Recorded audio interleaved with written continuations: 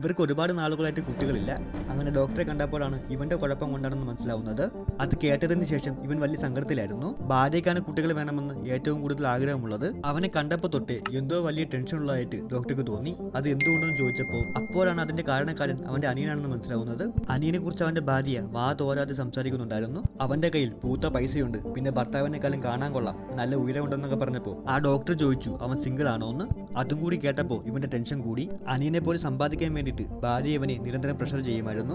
ഭാര്യ പറഞ്ഞതുപോലെ അവന്റെ കയ്യിൽ നല്ല വില കൂടിയ കാറും പിന്നെ ആരും ആഗ്രഹിച്ചു പോകുന്ന ലുക്കൊക്കെ ഉണ്ടായിരുന്നു. ജീവിതത്തിൽ അനിയനെക്കാളും തോറ്റുപോയത് കൊണ്ട് തന്നെ അവനെ കാണുമ്പോഴൊക്കെ ഇവൻ നല്ല രീതിക്ക് കളിയാക്കുമായിരുന്നു. ഒരു ദിവസം ബർത്ത്ഡേക്ക് എല്ലാവരെയും അവൻ വീട്ടിലേക്ക് ക്ഷണിച്ചിരുന്നു. ചേട്ടൻ കൊണ്ടുവന്ന ഗിഫ്റ്റിന് വലിയ വിലയൊന്നും ഇല്ലാത്തത് കൊണ്ട് അവനത് ദൂരേക്ക് വലിച്ചെറിഞ്ഞു.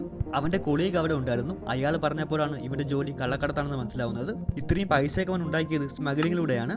അന്ന് രാത്രി തന്നെ എനിമീസ് അവിടെ എത്തിയിരുന്നു. ലൈഫിൽ പൈസ മാത്രമല്ല മുഖ്യമെന്ന് അന്ന് അവർക്ക് മനസ്സിലായി.